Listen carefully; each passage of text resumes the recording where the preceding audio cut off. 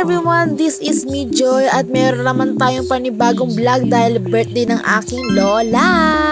So, birthday nga ng aking lola ngayon kaya meron kami pupuntahan na lugar para doon i-celebrate ang birthday ng aking lola. At kita nyo naman na nakamas tayo for this video dahil nga sensitive tayo sa amoy ng kotse at baka tayo ay magsuka agad day. My God, kahit nahihilo na ako ng oras na yan, kailangan ko pa rin mag-video para lang sa inyo. Char! At after ng ilang oras, nakapag-land na rin kami. At ayun, naghahanap lang kami ng parking lot kung saan namin lalagyan ang aming kotse. Char! After namin mag-parking, andito na kami lahat. Magkasama na kami ulit ng mga kapatid ko. O diba, enjoy na enjoy siya kahit nahihilo na siya sa kotse kaganina. Sana ulang handel. Ito pala yung naggagandahang at colorful na fountain. Lalo na yung mama ko, ganda rin. Nakalimutan ko pala yung lugar. Andito pala kami sa Esplanade, malapit lang sa Bulacan. Alam nyo ba guys, super nag-enjoy ako dito dahil ang ganda ng fountain. Iba siya ng color. Tsaka yung lugar, puro lights. Tignan nyo naman yung color ng fountain, no? Color red pa. Favorite color ko pa naman yung color red. At syempre, hindi mawawala yung picture-picture. Kaya nag-post muna si ante nyo dyan. 6:90 na nga pala ng gabi. Kaya dumadami na yung mga tao at gumaganda na yung lights. Kaya habang nakatayo kami, bumili yung tita ko ng cotton candy para sa amin. At yung mga pinsan ko naman chikitin, naglaro ng badminton. Syempre, para hindi bored. Yung kapatid ko nga pala, meron pala nakita mga laruan. Kaya syempre, para hindi ma-bored, binilan ng mama ko ng bubbles. Ito naman tita ko, habang pumipili din ng laruan, nakita niya ako nag-vlog. Kaya sinali ko na rin siya sa vlog ko. At ito nga pala yung binili na ng bubbles. Agad-agad din nilaro to the board nga si Lechor. Super nag-enjoy nga yung mga kapatid ko habang nilalaro yung bubbles na total sobrang ganda nga laruin. Kaya syempre, hindi naman masaya ako, hindi ko susubukan, diba? Para tuloy ako naging bata ulit. Char. Paganda nga ng paganda yung mga color ng fountain eh. Kaya nakaka-excite tuloy siya panoorin. After ng ilang oras, nagpahinga na rin sila at lalo ng kapatid ko nahihilo dyan. Char. Kaya pumunta nga muna ako ng CR para mag-outfit check for today's video. Ay, joke lang. Char. Pero pagkadante, ang ganda mo dyan. Ay, char.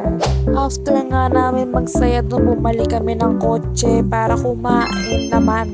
Need na naman natin i-handle ang ating hilo. After ng ilang oras, nakarating na rin kami. Nakakatuwa nga dahil nakita naman tayo ng tita ko na vlog.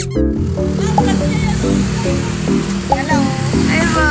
Sobrang nakaka-touch dahil support nila tayo.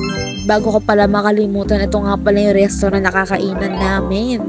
Gabing-gabi na nga yung oras na to, kaya agad-agad kami pumasok bago magsarado. Siyempre, ayaw man natin mangyari yun, diba? Kaya habang bukas pa, nagharap kami agad ng uupuan namin. Siyempre, yung kasya kami lahat. Bruh. Say hi to my vlog! At ayun, lahat na nakaupo, kaya mga time na to nag-order na lang yung tita ko ng kakainin for today's video. At tingnan niyo naman tong kapatid ko, sobrang nahilo sa biyahe. Buti pa ako na handle ko. Kaya habang di pa dumadating yung order, naglalaro muna yung kapatid ko ng ganito.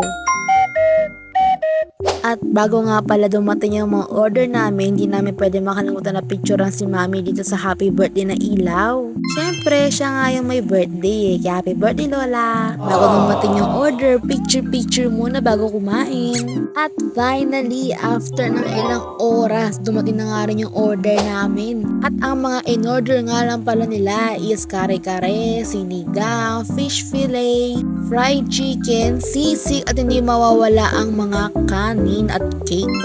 At ito nga pala yung sisig nila, napakasarap tsaka maanghang. Kaya sulit na sulit talaga. Sa first kain, ito nga lang pala muna yung mga kinuha ko. Yung mga family ko rin kumakain na din. At tingnan nyo naman kumain yung kapatid kong bunso. Halatang gutom na gutom siya, nasasarapan sa kinakain niya, diba? Ang kulit niya kasi kaganina eh. Panoorin niyo naman ako kumain for this video at baka matakam din kayo. Char! Habang kumakain nga pala tayo, nahuli nga pala tayo ng tita natin na nagba-vlog tayo.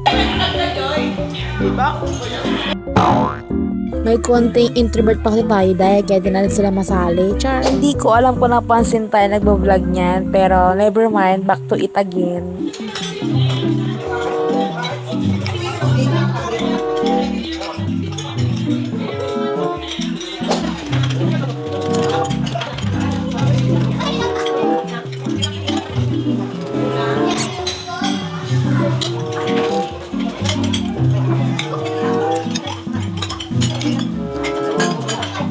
Siyempre, bago mabulunan, kailangan natin uminom ng tubig. Akala ko nga tapos na yung kainan, pero meron pa palang halo-halo. Siyempre, hindi natin to tatantanan, kaya let's eat this mix. Also, meet my pretty cousin. Nagmana po kasi siya sa akin, char. At nainggit din ng kapatid ko, kaya sinama ko rin sa camera. Let's enjoy our halo-halo first.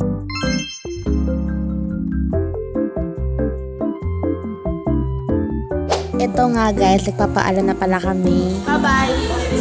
Tita Jollibee! Tita Jollibee! Jollibee, babay ka!